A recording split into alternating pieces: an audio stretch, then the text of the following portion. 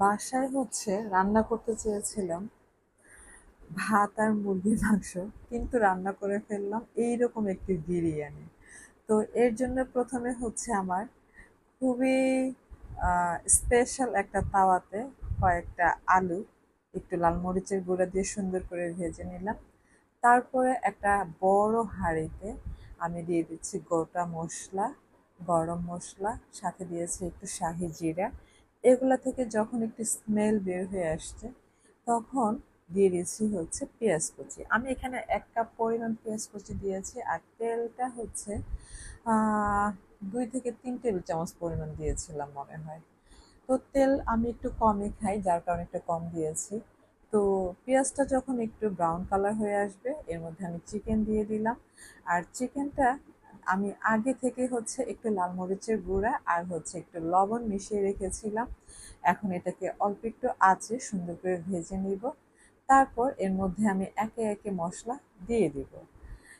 এখানে আমি দিয়ে দিচ্ছি বিরিয়ানি মশলা, আর আমি যখন বিরিয়ানি রান্না করি আমি রাঁধুনি বিরিয়ানি মশলাটাই ইউজ করি।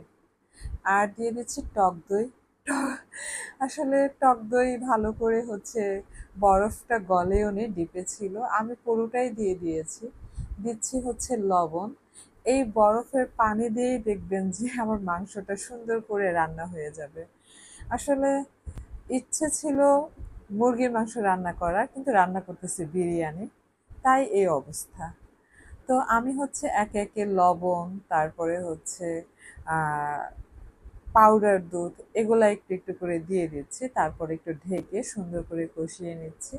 যখন দেখবেন যে তেলটা উপরে সুন্দর করে ভেসে আসছে আর সুন্দর একটা স্মেল আসছে, তখন এর মধ্যে চালটা দিয়ে দিবেন। আমি এখানে কি চাল দিচ্ছি আমি নিজেও জানি না। এই চালটা খুবই ছোট ছোট আর খুব সুন্দর। এই চালটা আমার শাশুড়ি আমাদের জন্য পাঠিয়েছে গ্রাম থেকে। আর এই চালটা আসলে পোলাও খাওয়া যায়, বিরিয়ানি খাওয়া যায়। এত ছোট ছোট, কিন্তু রান্না করলে খুব সুন্দর বড় হয়ে যায়, আর খেতেও মাশাআল্লাহ বেশ লাগে। তো অল্প আছে আমি একটু সুন্দর করে কষিয়ে নিচ্ছি। তারপর এর মধ্যে একটু বয়েলড পানি দিয়ে দিচ্ছি, যেটা আমি আগে গরম করে রেখেছিলাম। আর পানির কোনো মেজারমেন্ট নাই, আমি এখানে 1 কেজির চাইতেও কম চাল নিয়েছি, তো পানি আমি এখানে 1.5 লিটারের মতো দিয়েছি।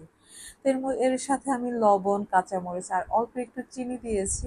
তারপর মাঝে মাঝে একটু নেড়ে দিচ্ছি, যাতে করে আবার পোড়া লেগে না যায়। আর আবার একটু ঢেকে তারপরে রান্না করতেছি। এই পর্যায়ে এসে দেখি যে পানিটা একেবারে শুকিয়ে গিয়েছে। এই পর্যায়ে এসে চুলার আঁচটা একেবারে কমিয়ে দিবেন, তা না হলে কিন্তু নিচের দিক থেকে পোড়া লেগে যাবে। তো আমি এখানে 2 টেবিল চামচ পরিমাণ ঘি দিয়ে দিয়েছি। এতে করে এত সুন্দর একটা স্মেল আসছে। আমরা তো আসলে রেস্টুরেন্টে চিকেন বিরিয়ানি খাই, কিন্তু বিশ্বাস করেন সেখানে কোনোই টেস্ট